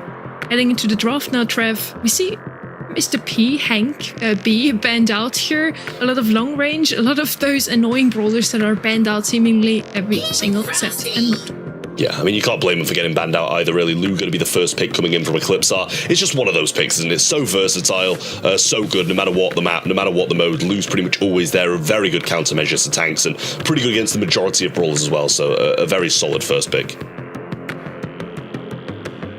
Wow, I always like to see the Hank ban. Just, please keep it there, Electros. It's been a bit unfortunate with the coin toss, it seems, so far at the moment, but Mr. P as well, and the B's stuff all round. I think Max, would be definitely the play again, right? Which we haven't seen a great amount of. Yeah, exactly. It's a very Electros pick. It's also a very kind of Eclipse or Esport pick, so a good time to get it off their hands. It wasn't really working out too well for SK Gaming earlier today, but I feel like it's definitely maybe a brawler and a half. And combined with the Ollie, yeah, I mean, it's definitely very a daunting prospect. Now, the Ollie playing into the Lou, though, is definitely a concern that Eclipse Oris might want to double down on with another 10 counter. Surge wouldn't be the worst of ideas for me on this particular map. I think it's a decent shout. Bring the speed gear as well and just try to have that help if you're deprived of stacks. But certainly, considering the fact that if there's a wall break idea, it's a very tough thing with a Surge to make work under pressure. Frank coming in, bold ideas, and Berry. Okay, Eclipse Eyes, well, we see ya. Yeah, these guys just know how to draft. Like, Frank Berry is just absolutely incredible, and especially against the Ollie as well. Frank's one of the only things that's going to be very, very solid against the Ollie. The Ollie just doesn't have the DPS to deal with such a tanky brawler like Frank, and even if you are hypnotizing him and bringing him back to your team, you can be putting your team in peril if he comes out of that with too much HP. So it's something you've got to be very, very cautious about, and the Berry along with it as well. Keeping him topped up, keeping him healed, and Colette forced to be brought in by Team Electros at the end, just because Eclipse have that tank. They need something against it. Yeah, I quite like the Colette pick for that reason. I think that's, when you're faced into a Frank and a heavy healer behind it, then Colette is going to have to work overtime. And again, that's the reservation. We saw that, didn't we, in Heist earlier when the 8-bit had to really carry, and it didn't really do that. And that was the letdown of the comp in the end. So for Team Electros, that Colette player is going to be working overtime and needs to bring in some healthy DPS because, I feel like, again, it reminds me of that set where they're not really drafting in their full potential. Max as well, standing still a little bit slow to the mark there for Mabius. That's my one reservation, is that Mabius on this Max pick, I feel like he's very, very dangerous. He's probably one of the best Max players in this region. And look at that, complete steam roll there, and a wide open goal in the first 15 seconds for Team Electros. Marco just getting healed up by the Berry, but so much coming in. Brahma's going to miss that super, actually. Not going to be good for him. Nob goes for the jump over the top, tries to drag him back, but Berry's just getting completely healed up along Frank's getting healed up by the Berry all the way along, and really nice stuff there from Eclipsar to bounce back. It was a little bit unfortunate that Rama did miss his super, and he's going to have to definitely focus down and make sure he's connected. Nob's just gone. Surely that's going to be goal. Oh, he stopped. Didn't manage to get it in, but it's still a 3v1. What can Sabim do at this point? We'll see if he's able to defend it. He does get a stun off, and the pass almost comes through. Shots, Rama's sliding, just about slides it in. I wasn't sure what was happening there. That's going to be the game for Electros, though, and a good bounce back from the bounce back. Yeah, a wild potential defense, but one that was almost there and paying dividends for Eclipse or Esport. But again, Rama, I've got a few questions about. Sometimes he does tend to have a few choky moments. We saw it on the Eve earlier in Heist, and we're seeing it there a little bit there, just like missing the supers. I'm a little bit concerned, especially considering that he's playing the most important brawler, in my opinion, in this comp, aside from Mavius as well. Let's see now. Nice jump from Nob, gets the hypnosis in just the nick of time there, but not enough for the ball to still get to Sabine's feet at 60 HP. He gets the goal on the ball for Eclipse or Esport. Not moving forwards. Super straight past everyone. What a knock that is from the berry there to stop him from getting the goal. Marco just getting healed up by the berry. And able to push pretty much all the way through, back into the bush, evading some shots nicely. Berry throws another bit of ice cream onto him, gets the heals. Now Super's through, moves to the right-hand side. And Marco just continuously pushing through. Nob waiting for the opportune moment to go in, but Rama on the right-hand side, Super in hand. And so much is going on right now. Beto trying to find this shot through, and that is going to be 1-1 as quick as that. What a scrap. It really is an absolute scrap, isn't it? Every step of the way, every set, it seems like the comps are just such where it's so back and forth and chaotic in its nature. But hey, if that's where we're at in terms of the meta, that's where we're at. And clearly everyone else today wasn't prepared for it. Now we're seeing that was the key, bringing in chaos into the monthly finals. And we've got the two teams that really brought that same vibe together. So again, Rama going to have to go in now and get some good value, get some Marco down low. Marco's the problem for me on the Eclipse Esports squad that is not being taken care of. Ball slip through to Nob, and that's going to be in, surely in. A nice goal for Team Electros as Eclipse Esports drop the ball. And what a pass that was. That was absolutely ridiculous. It's a little thread through. And the finish by Nob, great as well. Marco just trying to push up and equalise for his team, but he's just getting battered by absolutely everyone. Berry throws down a super to try and make the move. Marco trying to get forwards, but he will be hypnotised and surely brought down. But Berry just non-stop heals, and Marco actually gets the kill. Sabine will get one as well. Biso moving forwards, hypercharge in hand, but they're not going to waste any of this. Now they have 2 hypercharges and 3 supers. It's going to be tough for Electros. This is the must-score goal here for Team Electros to get this set, because they're going to be really up against it if they don't. Now, a lot of hypercharges on the map, and that's a huge stun from Sabine, a huge hammer down from Marco as well. That'll break all the walls, and it should be an easy walkthrough for Eclipse or Esport, and they do. They get the sets, and this is now looking very scary for Team Electros. 2 sets ahead now. I might be finished. I might be 3-7 by the end of today in my predictions. This is not looking good, but Eclipse are looking on top of the world, and honestly, after the run they've had today, and the 2 sets that we've just seen, thoroughly deserving of the position that they're in right now. Really, really nice stuff from Eclipse are across the board. Electros, they had their moments. They had some really nice plays, some really nice passes, but in the end, Eclipse are just overpowered them and just walked through. Yeah, I don't mind my predictions right now, Trev. I know it's scary, a lot can but change. Everything's still open. Even after 2-0, we've seen it before today as well. A reverse sweep is still possible. ECP is doubling down here on the idea of having a healer in their comp. In Gem, it was Poco, now Berry. The last pick from Electros, I thought they had the perfect answer here with Colette. Her percentage-based attack, she can just shred through tanks like Frank, but it still wasn't enough. The Frank was just able to walk through, and Marco played it phenomenally well. He timed the super so well to just break down not only the walls, but also stun his opponents and just walk it in. Yeah, he was just not being dealt with enough. And I said, no, Roman needs to be on top of this. Like, it puts a lot of pressure on a single member or a single brawler on the squad when you're just a little bit behind the draft, or you're not quite seeing the strategy that's looking to be employed by your opposition. And that's what we needed. And this is where Electros are faltering sometimes. It's the case with every team. Sometimes the draft just doesn't quite go your way, and you're playing catch up. You're trying to wrap a bandage around the situation, and you're bleeding out. And he just didn't really bring it home for his team in that instance.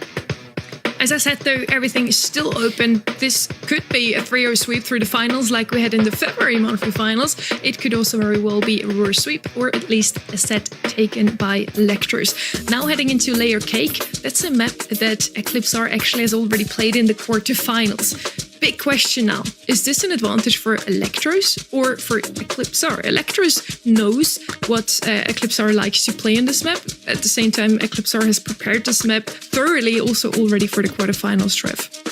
Yeah, I mean, I think that Eclipse are going to be in a great position now because they've prepared this map a lot. They'll have alternatives. They'll have different comps because, listen, I'm just going to say it. Eclipse are probably won't have expected to get any further than the semis. They might have expected to beat Totem. They probably won't have scrimmed any further than that. So it's a very good thing for them that this map has recycled and come back to them in the grand finals. It's something that they will have been practicing a lot to get through those quarters against Reply Totem. Bans should be coming in very, very shortly, but I do think it's Eclipse are have the advantage coming into this one. We're heading into the draft. I mentioned before, Eclipse are played this map already in the quarterfinals. They played Juju, B, and Ollie. So let's see if those are going to be open. Yes. So Electros decides to not ban those brawlers, even though they know they like to ban them. Now, is Eclipse are taking the bait or not is here the huge question. Going for a different strat. So Trev was right. They do have other options. Janet's always a must ban for me on Layer Cake now, so it's good that both sides are valuing it that highly. But ultimately, I'm not a fan of it. We see Angelo a lot here for some reason. I mean, in the back spawn sides, it has some maneuverability, but I'm not a fan of it myself.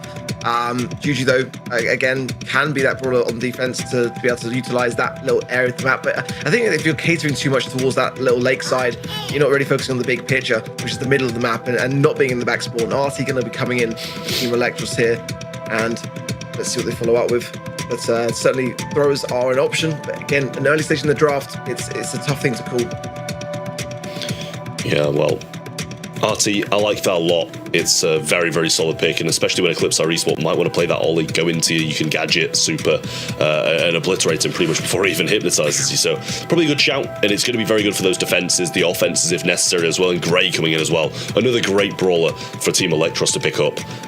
Just so good at the moment, so good, so versatile. The hypercharge is very, very good, and yeah, you just set up those TPs and you're going to be in a great spot for the majority of the game. It's a great pick, the Grey. It's going to deter the idea of throwers big time for Eclipser, and can also open up the map a great deal with the Walking Cane as well, so definitely something to think about. The loot, it's definitely difficult when you've got that hypercharge stun, and you're on the ropes, you're on the back lines, and then that comes in, and Ollie as well. Yeah, that's monthly final winning material comp in the making right here for me. Ollie can just power through, jump over the walls, have the hypnosis land itself, and they're going to have a big defensive measure now on the side of Electros when the coin toss goes back over to them. I think that getting the Lou was the best answer for it, and Eclipse have done that, and Berry now as well. Yeah, I feel like this is the winning comp, honestly, before I even see the final brawler. Barley is the final brawler. Can't say I would have expected that, to be honest with you, but I don't mind it. I really don't. You're going to need something to be able to throw over the walls against the Berry, against the Ollie. I will say Ollie can jump over the walls, so you're going to have to be quite careful about that positioning you put yourself in. But I actually quite like both of these comps, to be honest with you. The Ollie always scares me no matter what, and especially with the Berry along with it too. A little bit scared for Electros, but I don't think it's necessarily a losing comp from them. I really prefer Eclipse or esports, if I'm honest. I'm open to this working, but I just feel like there's so much going for Eclipse or esports with this. They got the amount of heals off the back of the Berry. The Barley's going to have some, but I feel like Berry's still better. It's still more aggressive in that regard. And the Ollie, it's going to be quite hard to deal with. He's going to have that TP as an escape measure for sure. Nice break already with the Walking Cane on that top left-hand side there. But I think Nob's gonna have his work cut out for him as well. I'm not sure. I mean, we'll see it play it out, but I do prefer what Eclipse are running with. Marco receiving some heals now as well, and they are in a bit of a tough position considering they're going to have to push into it now, and with Biso just kind of healing Marco rather than assisting Sabim over the right-hand side. Oh, what a pull that is from Nob. Great stuff from him. The little Walking Cane back and the finishing blow. I'm pretty sure they're just going to wait until he comes back up, but the respawn times aren't that bad, so already back in action is Marco. And now it's a 3-star lead to Electros. Yeah, good start. Solid start at that, but now Eclipse or esports are retaking the mid control and starting to push then back into that side of things. We're now with Team Electros. Hypercharge available for Nob as well. Trying to get some good value from Rama, and what a splash that's going to be for the last call as well. Good stuff, but it's the hypercharge of Biso that I'm worried about. More Herbal Tonic coming in, keeping his teammates really healthy in that regard. You know, it's looking good so far. That's a great walking cane. I mean, I was saying that Nob's going to have his work cut out, and he's actually really landing the mark. So I'm having faith now, honestly, but it can turn very quickly in this scenario. Nice hypercharge there from Biso. Maybe it's out of position now as well, and the Hypnosis is going to take its toll, and that's going to be the first time damage there for Eclipse Esport. Yeah, not a great trade either, really. With 15 seconds on the clock, you kind of want your team up with you. Good kill on the backlines, though. Marco's solo, Barry providing some heals, but they're going to be spawned directly on, and Nob's got 6 stars. Not looking good for them whatsoever. Biso staying alive just a little bit longer, but it's 15-4 at the end of it, and Team Electros get the game, and ECP in a tough spot. Yeah, it's working far better than I gave it credit for. I give it that, but I'm still worried. I think the Barry and the Ollie is very scary, but the control was there. That was a much better showing there, honestly, from Team Electros for me. Better composure. You know, normally against this kind of comp that I've seen today, they tend to crumble a little bit. It requires a great deal of communication and landing those shots, not having any whiffs along the way, and that was exactly that for Team Electros. So to keep this up, they might survive on a little bit longer here. Yeah, well, we shall see. Pinned back into the spawn. ECP do have the lead, though, which means we might see a little bit of a different game with Electros having to push into them, but Sabine taking so many shots and super over to the right-hand side. Not really going to be finding many connections, just cutting off ECP's route back to home. And Marco trying to get some shots in. Great connection on Mebius there, forcing him even further back. And also the Herbal Tonic doesn't even find him either. So will be required to heal on his own and lose clipping, honestly, doing really well. And Ollie got the super now, but might be a risk to go in when you're up. Yeah, not being forced back this far was because of the freeze and just had no choice, had to evade the shots from Marco to really not be frozen out of the question. Hypercharge for Nob now available as well, as Bisa coming in with some huge area splash now. Last call from Rama, big heals coming down as well. And it's going to be a tough thing. Look at the actual flank that we're seeing on the top right-hand side as well, as maybe it's really deflated that entire push. It's still just the 1 star on the clock as we approach 45 seconds that is separating both teams. No kills, no deaths. Yeah, well, just waiting in the backlines, letting Berry just heal them up, and should be able to pretty much get a lot of supers if they're all stacking like this. Going to go forwards now. Rama going to get controlled and brought back, killed. There's the walking cane, though, not going to find it just yet. And we're back to spawn as Rama got taken down. Just 25 seconds on the clock, or match point to Eclipsar will be coming up next.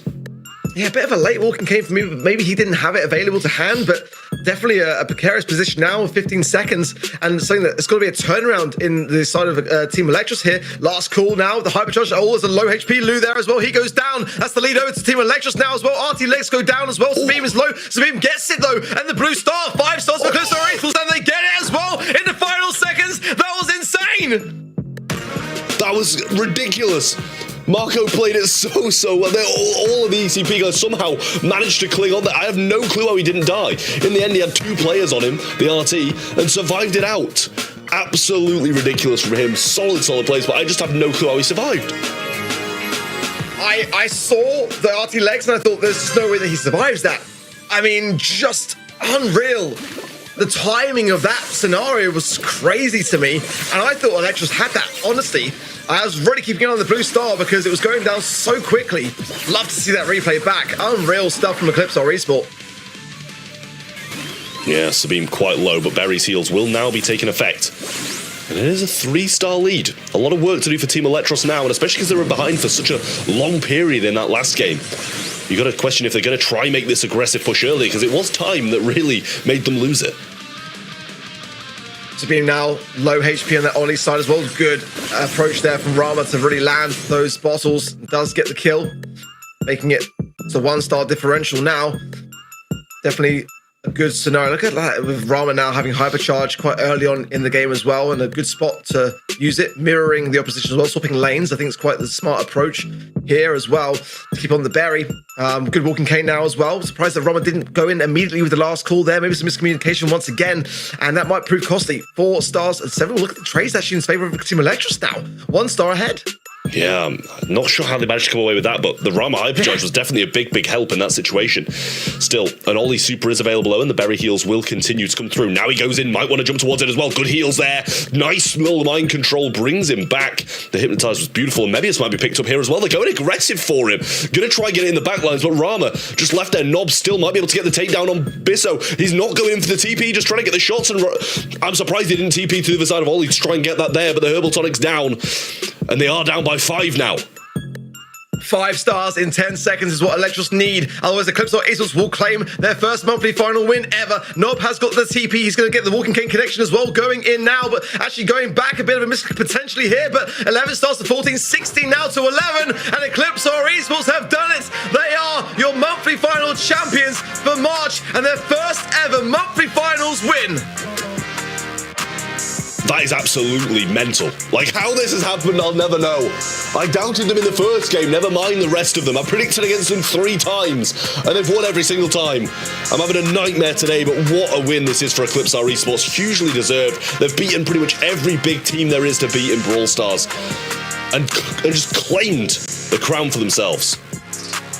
Trav, you dropped your crown, mate, but let me pick it up for you. You're still my hero. You're still my predictions master, mate. But hey, it happens to the best. I appreciate it. You know what? I appreciate it. That's the first time you've ever actually said that, so I appreciate that. I thought I would take over that crown now, but it's okay, honestly. I'm just so happy for the guys from Eclipse or Esports. Congratulations to them once again.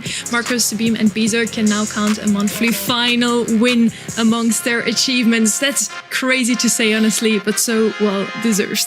They really love to have that healer in their midst, playing a healer every single round in the finals, picking that Barry now again in the last one.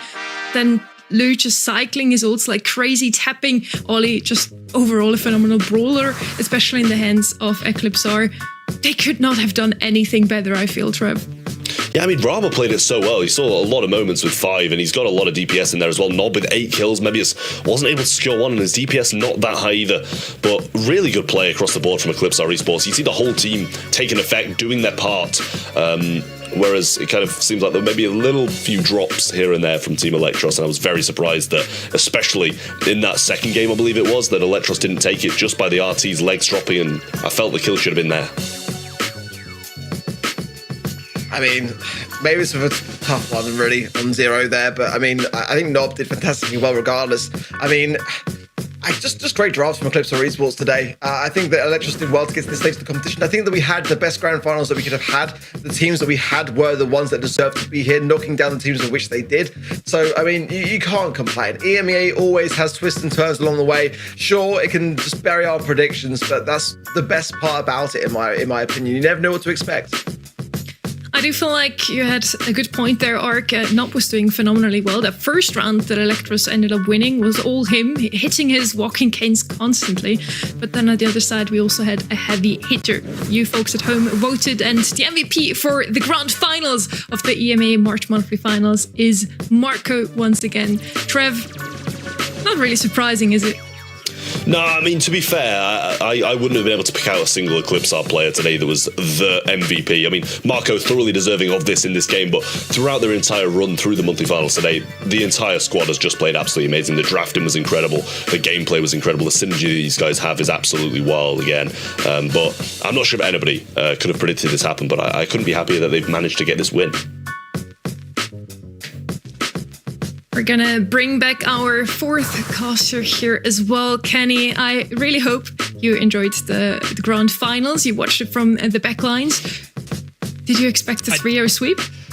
I did not, and I'm throwing a hand up. This is a hand up moment. I might not know ball. We all might not know ball. I mean, it would have been better to hit the lottery today. It's been an unbelievable show, and while the predictions go down the drain, the result, the entertainment value, so high. I mean, an awesome day to watch, to be honest with you. Really impressed with Eclipse R Esport, and like I said, I heard rumors down the grapevine that they had some trouble scrimming just due to availability and things like that, so the fact that they were to take down Titans the entire day is just wild to me. I hope you took that time in the grand finals, Kenny, to process what just happened today, because it was pure chaos. Please guide us through the bracket of today. I mean, just looking back, it is pretty unbelievable to look at this. I mean, Humble start of the day, for example, with a 3-0, and then they get 3-0'd by Eclipse our Esport, who go on to 3-0 Team Electros. And I mean, we have Foot Esports, previous world champions, going down in the semifinals. We have SK Gaming going down in the Thriller earlier on today. Honestly, just a wild showing for today. And it's rare that we have this many upsets. I hope the folks at home were predicting match by max. Remember, even if you mess up, you can still participate in the event website, get that Pro Pass XP. I know I needed to do that because I'm definitely down for the count in terms of getting that spray this weekend.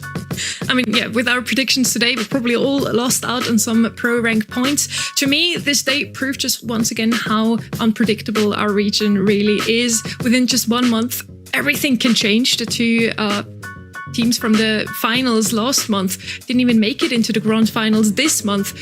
Some teams that made it for the first time this time, Totem Esports, for example, we expected them to be here all season long, and they didn't even make it to the monthly finals last month. And that also means we're probably going to have a look at a totally changed leaderboard every single month, Arc. Yeah, absolutely. So, look at that. Look at that. Tied a piece between SK Gaming and Eclipse Art Esports as a result of them having overall the exact same number of points. I mean, really quite crazy that we've got such a tight-knit process. I mean, for me, I said this yesterday with East Asia, I mean, this is what I want to see. I want to see it come down to the next monthly final to determine who is going to make the Brawl Cup. And I mean, Electros on 89, 99 for Humble. I mean, Foot Esports not even out of the conversation either. I mean, it's really going to be an intense monthly finals, isn't it, for April? I gotta say, I feel like even Heretics is like they might even have a chance. It all comes down to the qualifiers. That's the thing. I really hope that we have so many of these teams getting through to the monthly finals, so we can actually have it play out here rather than like it depend so heavily on if people actually make it here or not. Because there's going to be a few teams out of the 8. Not every single one of those is going to make it. Let's be real. So yeah, I really hope a lot of them make it, and we have it play out in the monthly final rather than the qualifiers being a big part in deciding who makes it to that Brawl Cup. All in all, I think it's safe to say that EMEA so far this month shapes up to be the most unpredictable and competitive region of them all. I definitely know what my takeaway is of the day. Expect the unexpectable. What are yours? Mark, we go down the line. You start. Ban Hank. You done? On to Trav? I will also say ban Hank, but also you both said pretty much exactly what I want to say. Expect the unexpected, because I don't know if anybody. Actually, I think I saw OU, the Chinese player. I saw it on Twitter whilst I was off. He'd predicted 6 for 6, and he predicted it in the finals as well. That man's gone 7-0. I don't know how he's managed to do it, but clearly that guy knows something the rest of us don't. Honestly, wizardry out of him. A really impressive day, and it's going to come down to Brawl Cup next month. I mean, there's teams like Reply Totem, and I think Heretics now, if you get 50 points for winning a monthly finals, I think they're out of the equation at this point. So the fact that we have some new names that might take it, it's just more the reason to watch next month. Well summarized, you guys. Again, I had a blast today with you once again. A huge shout out also to our production today. They truly worked over hours today. We're back next Saturday with the South and North American region. I hope to see you all tune in again for day 3 and 4 of the Brawl Stars Championships. See you then.